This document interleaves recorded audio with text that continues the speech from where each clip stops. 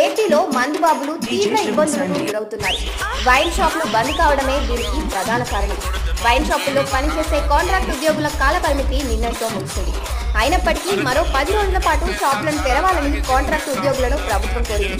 అయితే private wine షాపులు వస్తున్నాయని, దీంతో 10 రోజుల తర్వాత తమ ఉద్యోగాలు ఉండవని కాంట్రాక్ట్ ఉద్యోగులు చెప్తున్నారు. ఈ రోజు నుంచే విధుల్లోకి రాలేమని వాళ్ళు స్పష్టం చేశారు. ఈ నేపథ్యంలో ఏపీ వ్యాప్తంగా 3240 వైన్ షాపులు మూతపడ్డాయి. వైన్ షాపులు బంద్ కావడంతో మందుబాబులకు బార్లకు వెళ్లడం మినహా మరో దారి లేకుండా పోయింది. బార్లలో ధరలను భరించలేని వారు మందులు లేక పస్తులు ఉండే పరిస్థితి నెలకొంది.